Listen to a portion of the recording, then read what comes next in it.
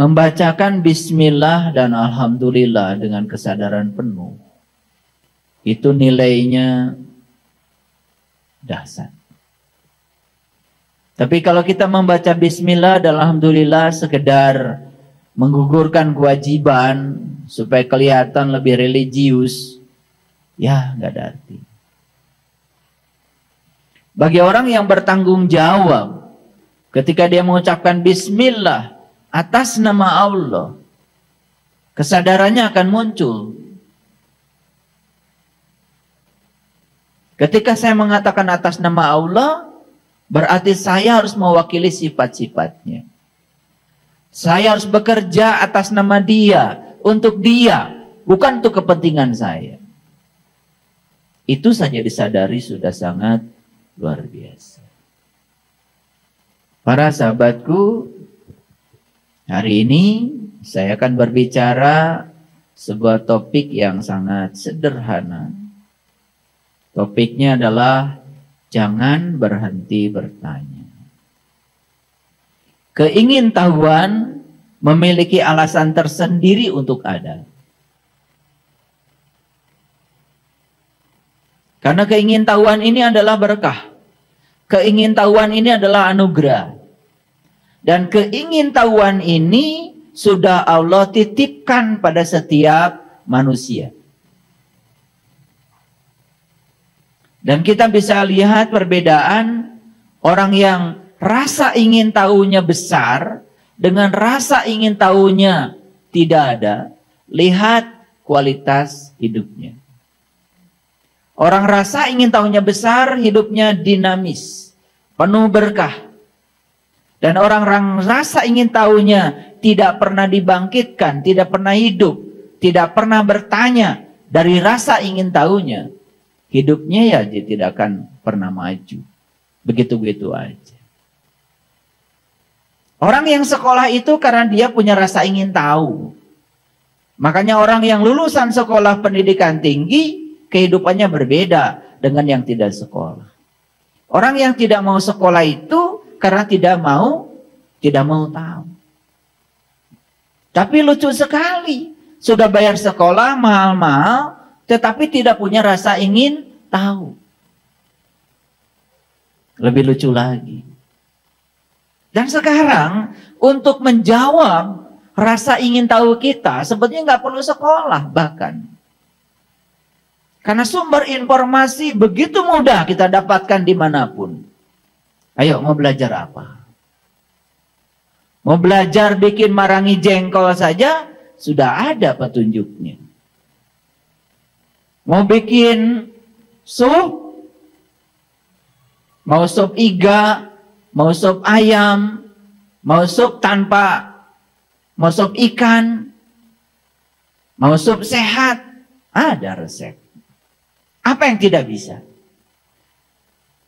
Jadi sebetulnya kalau kita ingin hidup kita bermutu dan berkualitas, maka satu saja, rasa ingin tahu yang menggebu-gebu dalam diri kita itu jangan pernah dibunuh.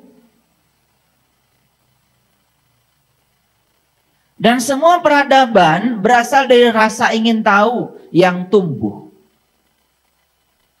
Semua peradaban dimulai oleh satu pertanyaan. Dan saya sering mengatakan, siapapun yang melemparkan pertanyaan kepada semesta, seperti seorang nelayan yang melemparkan kail berumpan ke laut. Ada harapan dapat ikan. Bahkan saya sering mengatakan berulang kali dalam kajian-kajian saya, siapapun yang selalu melemparkan pertanyaan ke semesta, maka semesta akan menitipkan jawabannya bagi dia. Dan jawaban hanya akan dititipkan kepada mereka yang bertanya. Dunia pendidikan di seluruh dunia itu mengalami transisi, mengalami inovasi. Sehingga model-model pembelajaran di dunia pendidikan seluruh dunia yang diusung itu namanya PBL, Problem Based Learning. Pembelajaran berbasis problem. Artinya pembelajaran itu harus diawali dengan sebuah pertanyaan. Dan kalau tidak ada pertanyaan, tidak ada kegiatan apapun yang bisa dilakukan di kelas untuk menjawab pertanyaan. Makanya dalam dunia pendidikan yang namanya pembelajaran 3 aja. Pendahuluan, bertanya. Kegiatan inti, menjawab pertanyaan. Dan kegiatan penutup, kalau sudah menjawab pertanyaan, hasil jawaban kita mau diapakan. Itu saja. Tapi kemudian diperumit ya, dengan berbagai macam keruwetan, akibatnya banyak yang tidak tahu esensi dari pembelajaran.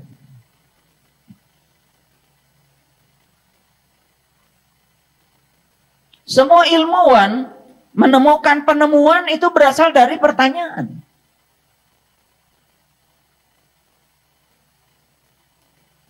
Orang bikin skripsi, bikin tesis, bikin disertasi, dimulai dari pertanyaan. Bahkan pertanyaan terus dirumuskan dalam sebuah rumusan masalah. Dan rumusan masalah itu wujudnya apa? Wujudnya adalah pertanyaan. Kalau tidak ada rumusan masalah, tidak ada penelitian. Tidak ada rumusan masalah, nggak ada skripsi, nggak ada tesis, nggak ada disertasi. Tidak ada semua itu. Dan itu bukan hanya di kelas sebetulnya. Itu harus terjadi dalam kehidupan. Apapun dalam hidup, pertanyakan.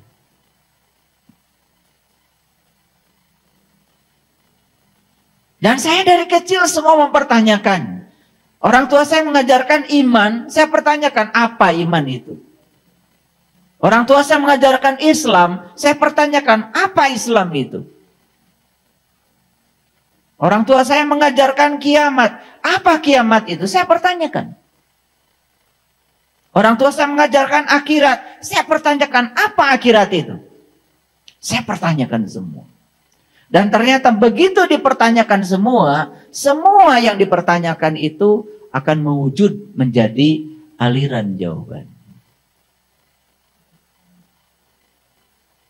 Jadi apa masalah kita dalam hidup ini? Masalah kita dalam hidup ini adalah kita tidak pernah mempertanyakan sesuatu, terlalu percaya dengan apa yang orang katakan tentang sesuatu. Betul? Nah sekarang mari kita bangkitkan dalam diri kita. Yuk kita pertanyakan semuanya. Waktu saya diajarkan rukun iman, iman pada Allah. Saya pertanyakan, gimana caranya supaya saya bisa iman pada Allah? Saya pertanyakan apa imannya, saya pertanyakan juga, Allah itu apa? Orang yang sudah tinggi tingkat kesadarannya, tidak pernah bertanya Allah itu siapa. Karena siapa itu mengacu kepada sebuah sosok. Dan Allah bukanlah suatu sosok. Makanya saya pertanyanya, apa Allah itu? Saya harus iman pada malaikat. Apa malaikat itu? Saya harus iman kepada Rasul. Apa Rasul itu? Saya harus iman pada kitab. Apa kitab itu? Apa seperti yang dipahami orang? Saya harus iman pada takdir, qada dan qadar. Apa itu? Saya harus iman pada hari kiamat. Apa hari kiamat itu? Saya pertanyakan semua. Dan karena semua dipertanyakan, maka semesta mengalirkan jawaban yang pasti. Pasti. Dan siapapun yang tidak pernah mempertanyakan, tidak akan pernah punya pengetahuan baru. Karena semua hal baru, pengetahuan baru, berasal dari sebuah pertanyaan. Mari kita lihat contoh sederhana.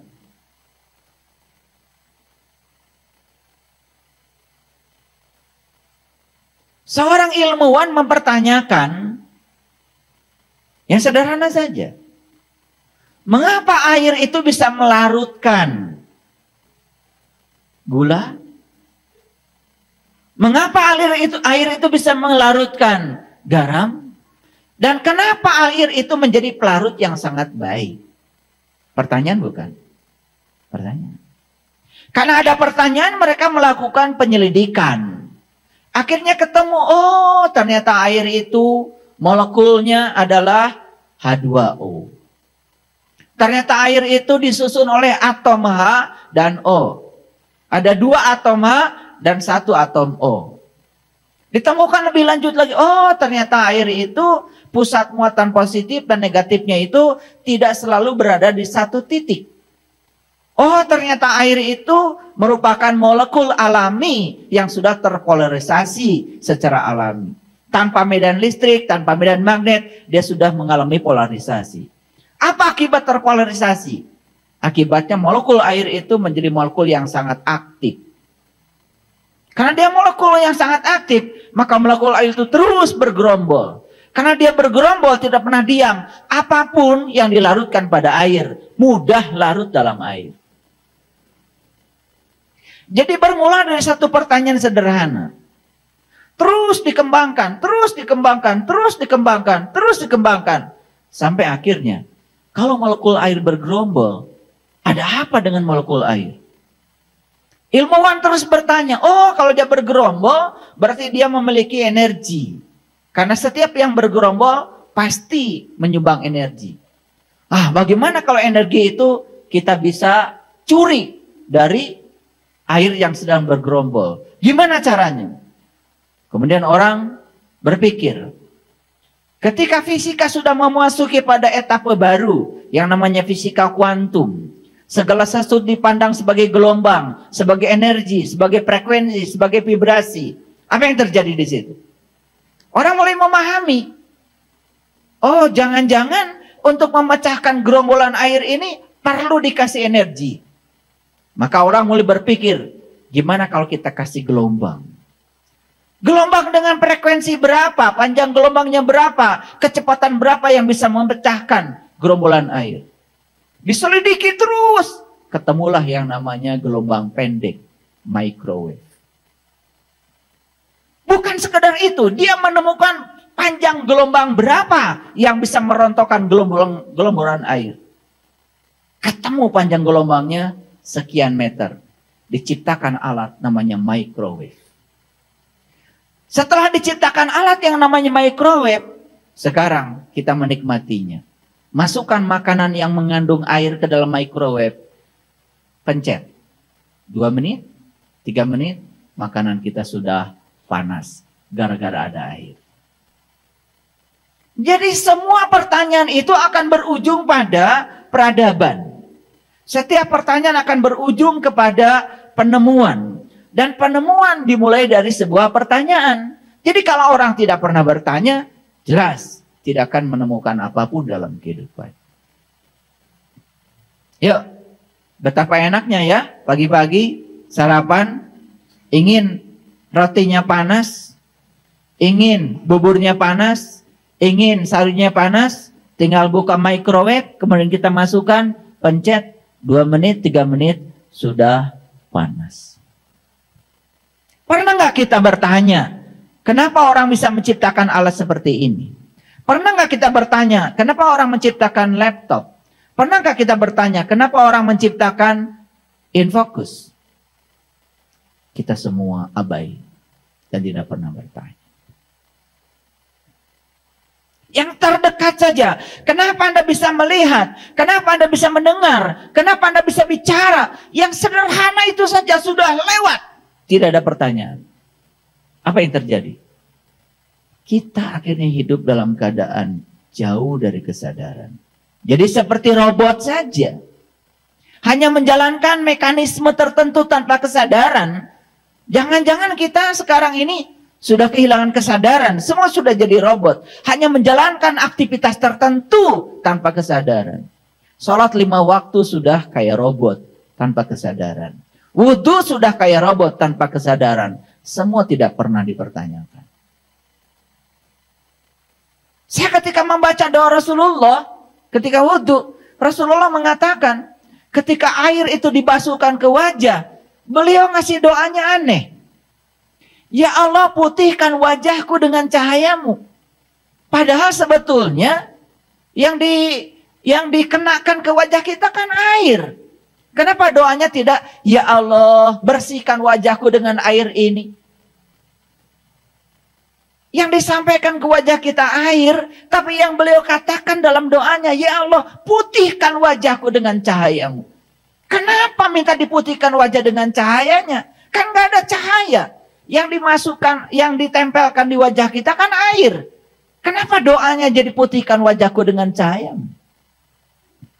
Kalian tidak bertanya. Tidak ada jawaban. Ketika kita melihat diri ini. Dari ujung rambut sampai ujung kaki, saya pertanyakan.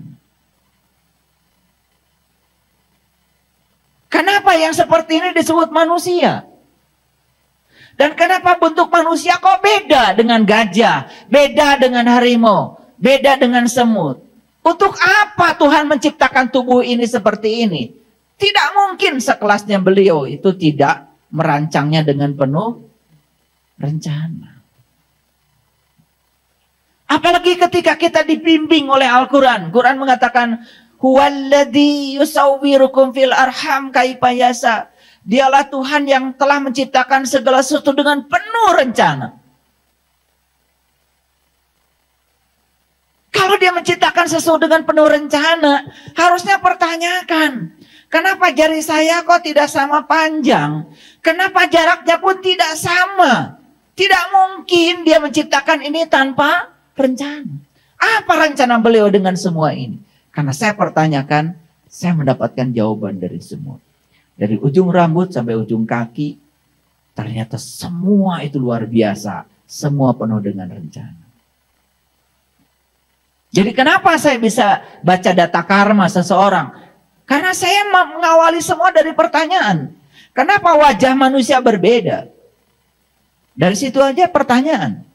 Coba, kita melihat wajah-wajah berbeda. Pernah bertanya? Nggak pernah bertanya. Makanya tidak ada jawaban bagi Anda yang tidak pernah bertanya. Tapi kalau kita pahami, kenapa Tuhan menciptakan wajah-wajah berbeda? Model manusia semuanya sama. Saya tidak berbicara cantik atau ganteng. Itu soal selera. Tapi modelnya sama. Telinga kita ditaruh di sini. Mata kita taruh di sini, semuanya sama. Cuman ada yang telinganya lebar, sempit, itu perkara lain. Ada yang matanya belotot, kemudian ada matanya sipit, itu perkara lain. Tapi modelnya sama. Dari situ saya dapat jawaban.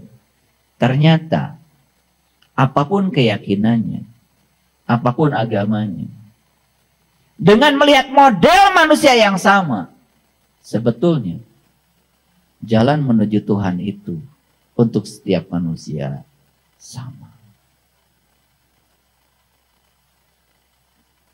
Tetapi ekspresi setelah dia sampai kepada Tuhan yang namanya ibadah syariat kemudian berbeda-beda. Di Quran sendiri Allah mengatakan di setiap zaman yang namanya ibadah syariat itu beda. Syariatnya Nabi Adam sampai Nabi Muhammad syariatnya berbeda. Tapi yang disembah bukannya Tuhan yang sama. Ini yang pernah haji. Kalian yang haji 2 kali.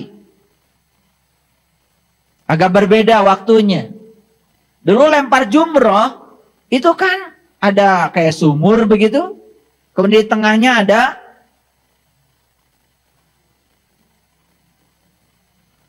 pilar. Dan pilar itu yang dilempari. Dan kenapa dirubah sekarang? Tidak melempari pilar segitulah. Dan kenapa sekarang jadi melempar dinding, tidak melempar pilar itu? Karena setelah dicoba, ternyata madorotnya banyak. Ini bentuknya lingkaran, yang ini pilar. Dan kita anggap setan itu ada di pilar itu, bukan? Yang sini bernafsu sama setan, kemudian melemparnya kuat sekali. Puh! Ternyata batunya kena kening yang sebelah sana. Yang sebelah sana kan lebih nafsu lagi, ambil batu lebih gede lagi. Puh! Gitu. Akhirnya terjadilah lemparan-lemparan batu antara setan dengan setan. Karena madorotnya luar biasa, sekarang diganti pakai dinding. Jadi melempar dinding, itu kan dirubah syariatnya. Lah karena kita menjadi alergi ketika ada perubahan syariat. Kenapa kita yang alergi itu karena kita tidak mau belajar. Itu saja. Paham maksud saya? Ini contoh saja. Karena saya harus kasih contoh supaya ngerti. Kalau nggak kasih contoh nanti saya disangka ngarang. Gitu. Paham maksud saya? Oke. Jadi apapun harus dipertanyakan. Ketika Isaac Newton menemukan hukum gravitasi dan kemudian hukum dia itu digunakan oleh Kepler dan ahli-ahli fisika yang lain. Dan kemudian bisa menghitung berapa hari sih bumi mengitari matahari. Sampai sekarang secara presisi kita tahu kapan gerhana matahari total, kapan gerhana bulan total. Kita bisa menghitung itu gara-gara Newton menemukan hukum gravitasi. Tapi baca pernyataan Newton. Hukum gravitasi hanya bisa menghitung gaya tarik antar planet, antar bintang. Tetapi hukum gravitasi tidak pernah bisa menjelaskan siapa yang menggerakkan semua itu. Ini seorang ilmuwan yang jujur, tidak pernah sombong.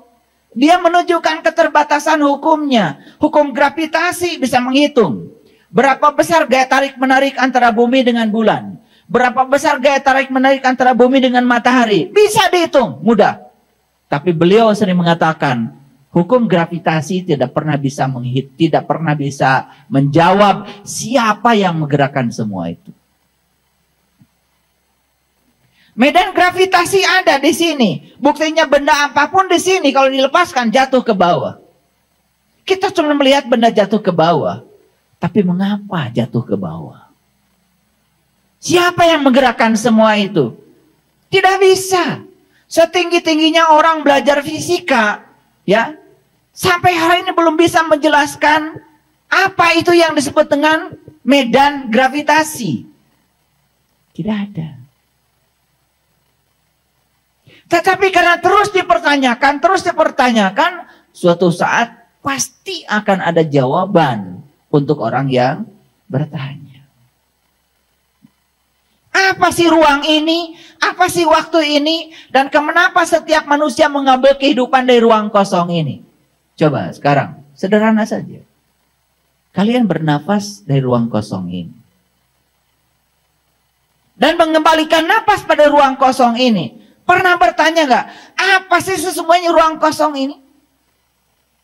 Gak pernah bertanya. Makanya melihat ruang kosong ya melompong saja kosong. Seperti kosongnya otak kita. Seperti kosongnya kesadaran kita. Lalu cuap-cuap di mana-mana seperti orang yang sadar. Meracuni orang-orang yang tidak sadar. Sementara dia yang berbicara pun dalam keadaan tidak sadar. Bayangkan. Orang yang tidak sadar. Bicara tentang ketidaksadarannya. Pada orang yang sama-sama tidak sadar. Bukankah dia sedang menyebarkan virus ketidaksadaran?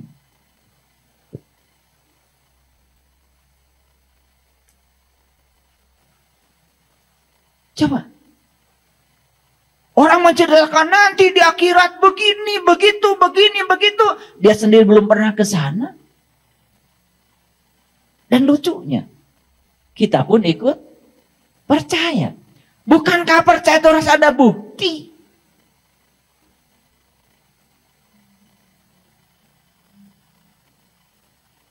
Pertanyaan saya sederhana. Tunjukkan pada saya, ada nggak Nabi dan Rasul yang menyembah Tuhan dari kecil seperti kita tanpa mempertanyakan dulu siapa atau apa Tuhan itu? Nggak ada. Nabi Muhammad sendiri baru menyembah sama Tuhan itu kan setelah Isra Mi'raj. Mempertanyakan dulu. Setelah mempertanyakan, beliau mendapatkan jawaban. Setelah jawaban itu ada, pasti ini Tuhanku. Baru menyembahnya. Kita begitu apa tidak? Gitu. Tidak. Dan lucunya kita tidak pernah mempertanyakan. Tapi ingin diakui sebagai umatnya Nabi Muhammad. Tetapi metodenya, tata cara beliau tidak pernah kita ikuti. Lucu apa tidak? Oke. Oleh karena itu, hari ini kita punya topik yang sangat keren. Jangan berhenti bertanya. Karena keingintahuan memiliki alasan tersendiri untuk ada.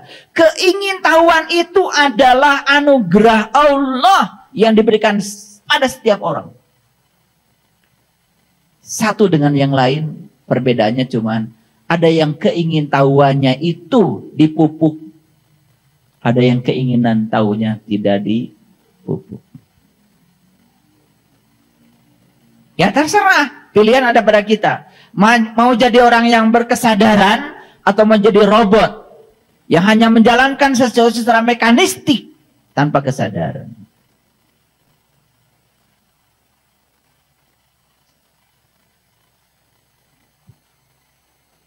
Apa sesungguhnya rasa ingin tahu itu?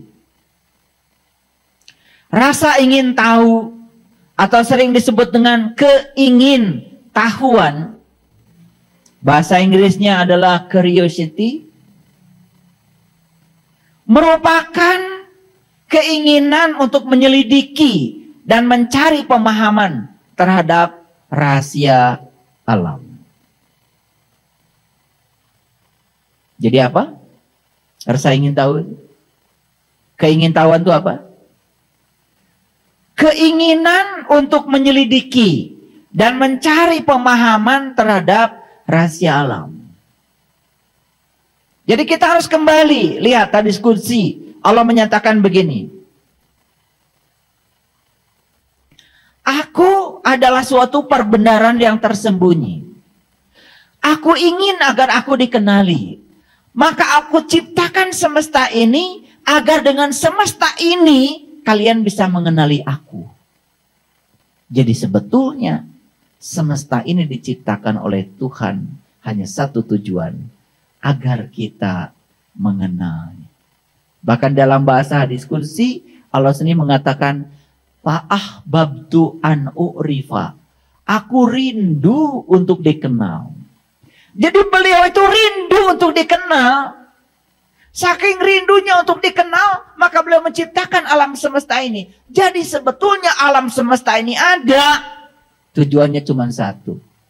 Agar kita bisa mengenali dia. Pertanyaannya. Ada nggak rasa ingin tahu yang dalam untuk tahu rahasia semesta ini? Ada?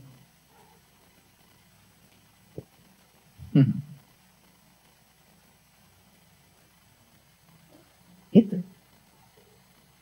Yang kedua, rasa ingin tahu itu senantiasa akan memotivasi diri untuk terus mencari dan mengetahui hal-hal yang baru. Sehingga akan memperbanyak ilmu pengetahuan dan pengalaman. Jadi rasa ingin tahu ini Allah semaikan pada setiap manusia, pada setiap diri. Dan rasa ingin tahu ini tujuannya Allah menyemaikan pada kita untuk memotivasi diri agar terus mencari dan mengetahui hal-hal yang baru. Sehingga kita akan memperbanyak ilmu pengetahuan dan pengalaman. Produk dari rasa ingin tahu ada dua. Satu, ilmu pengetahuan. Yang kedua, pengalaman.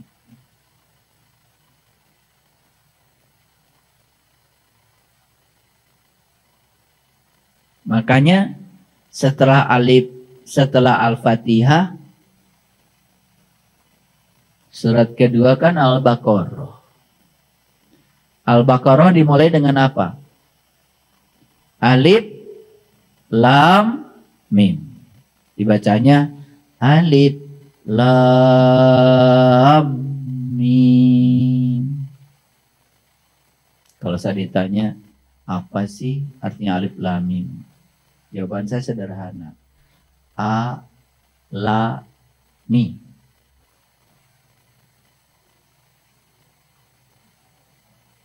Sederhana. Usah pusing-pusing. Apa? A, la, mi.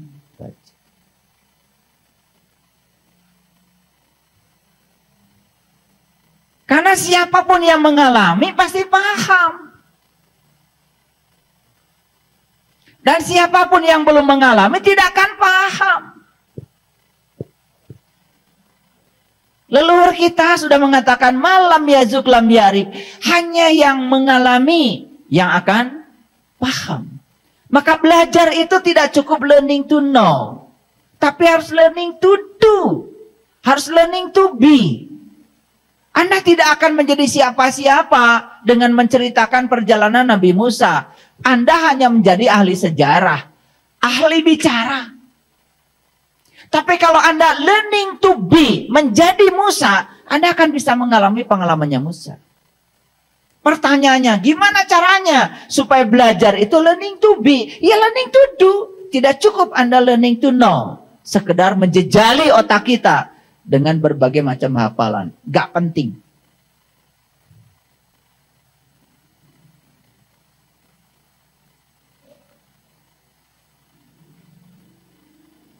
Jadi alif lam mim apa?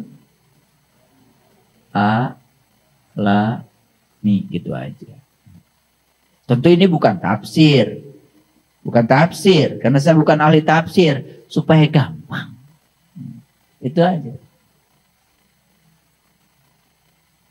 Alami Allah, alami malaikat, alami kitab, alami semua. Ngerti semuanya. Dan yang sudah mengalami Allah, dia tidak akan menjelaskan lagi Allah. Karena siapa yang sudah mengalami Allah, sudah sampai kepada pengalaman itu, dia tidak butuh lagi penjelasan.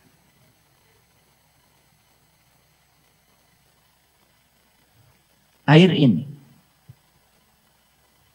ada rasanya? Ada rasanya? Masa nggak ada rasanya? Ya ada. Rasa apa? Rasa air. Gitu aja pusing.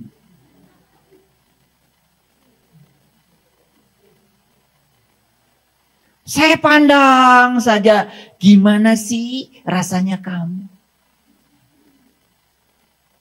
Taruh. Cari buku tentang air. Wah, dibaca berlembar-lembar penjelasan tentang rasa air. Sampai pada rasa air. Jadi saya cuma khawatir aja terlalu banyak orang yang merasa dirinya seakan-akan ahli rasa air. Padahal dia baru baca buku tentang air. Dia lupa bahwa buku tentang air bukan air. Karena buku tentang air bukan air, bukan? Karena air itu ya ini. Gimana rasanya air? Ya buka botolnya, minum. Gimana rasanya air? Pokoknya gitu deh.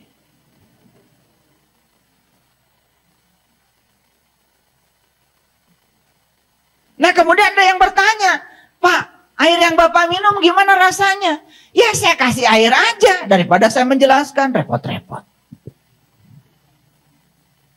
Begitu saya tanya lagi, gimana rasanya air? Pokoknya gitu deh. Nyampe. Kan lucunya sekarang ini, waduh ya, banyak yang ngajarkan sifat-sifat Allah, nama-nama Allah. Kayak dia itu udah merasakan aja. Padahal baru baca dari buku. Lalu muncullah yang namanya pikiran-pikiran gelap kita masuk di situ. Allah saja dijelaskan. Dia yang tak terjelaskan, mau dicoba dijelaskan dengan pikiran yang terbatas. Bagaimana mungkin yang tak terbatas dijelaskan dengan pikiran yang terbatas? Dan selama ini di majelis taklim banyak membicarakan Allah. Apakah yang dibicarakan Allah? Bukan. Yang dibicarakan adalah persepsi masing-masing pembicara terhadap Allah. Apakah persepsi tentang Allah itu Allah?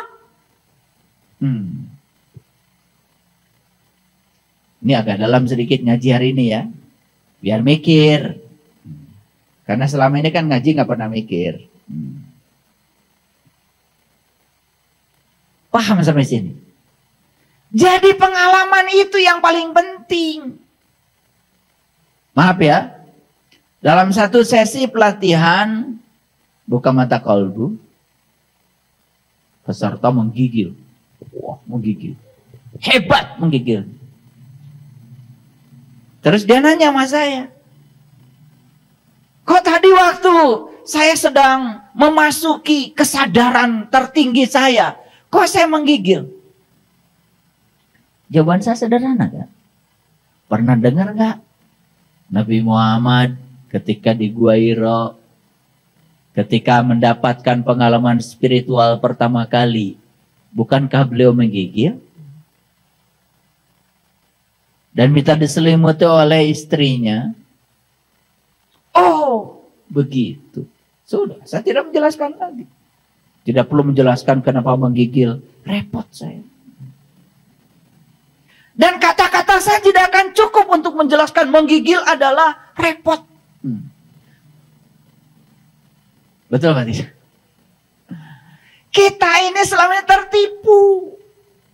Tertipu sama orang-orang yang kelihatannya seperti pandai karena banyak menjelaskan. Padahal yang dia jelaskan bukan sesuatu yang terjelaskan. Ngerti sampai sini? Jadi gimana rasanya Allah? Gitu deh. Siapa yang bilang begitu? Yang sudah merasakan tauhid yang sebenarnya. Yang sudah bisa meleburkan diri kepadanya. Selesai kata-kata. Maka orang yang sudah tahu, dia akan berhenti bicara. Makanya orang yang tahu itu diam. Dan orang yang bicara itu tandanya dia tidak tahu. Seperti saya.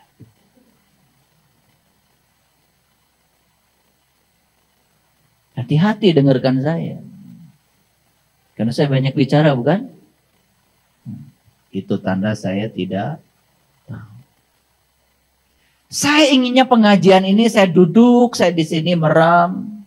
Kalian juga duduk, merem. Semua yang di otak saya pindah. Itu pengennya begitu. Mau dicoba? Sudah dicoba, ya.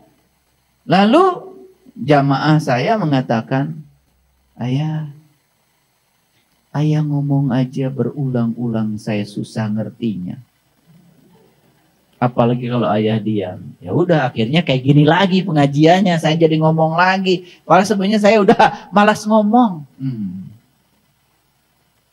Tapi sekali lagi yang saya bicarakan ini adalah hanya petunjuk untuk membuka pikiran agar kita sampai pada pengalaman itu. Makanya di pesantren itu ada kitab yang sangat saya kagumi. Namanya kitab Ya Walad. Nah, kitab Ya Walad itu karya Imam Al-Ghazali. Nah, kitab Ya Walad itu, walad itu anak, Ya Walad itu wahai anakku. Ternyata dialog antara Imam Al-Ghazali dengan muridnya beliau yang paling cerdas. Nah, kenapa Imam Al-Ghazali mengatakan muridnya paling cerdas? Karena dia yang paling banyak bertanya. Gitu. Jadi yang paling cerdas itu yang paling banyak bertanya.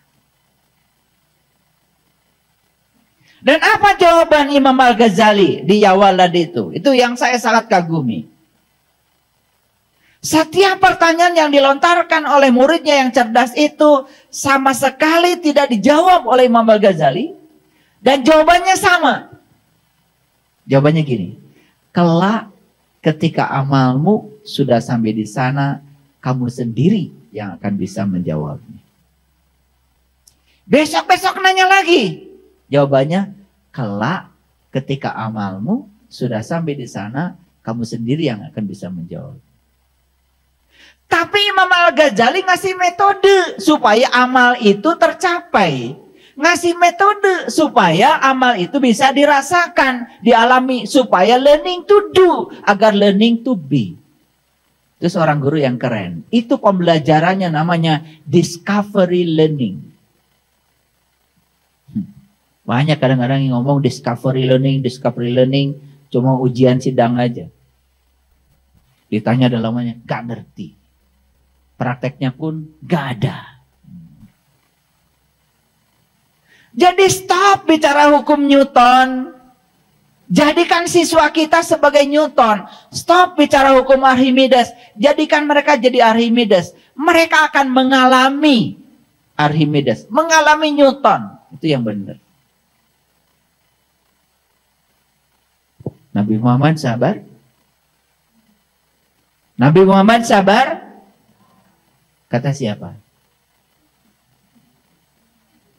Ya, saya juga percaya beliau pasti sabar. Karena beliau kan sudah mencapai pencerahan. Sudah sampai kepada Allahnya. Sudah pasrah total kepada Allah. Kan sabar itu bisa menerima realitas tanpa syarat. Karena realitas itu kebenaran. Saya percaya itu. Tetapi apakah kita besok-besok menjadi sabar ketika membaca kesabaran Nabi Muhammad?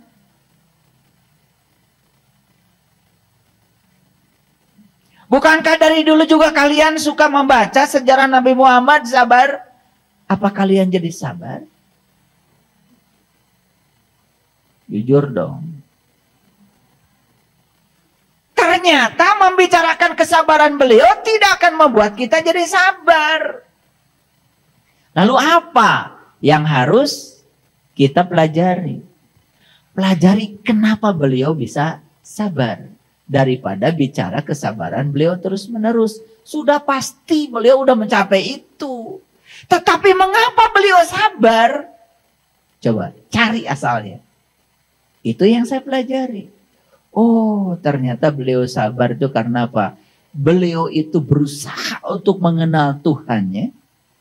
Sampai beliau bisa memanunggal bersama Tuhannya. Sehingga sifat Allah yang maha sabar, sifat Allah, tercelupkan ke dalam dirinya Muhammad menjadi sabar. Oh, berarti kalau saya ingin sabar, saya pun harus ngikuti metodenya beliau. Gimana caranya saya bisa memanunggal dengan Allah saya, Tuhan saya, yang lebih dekat kepada saya daripada uratan di leher saya.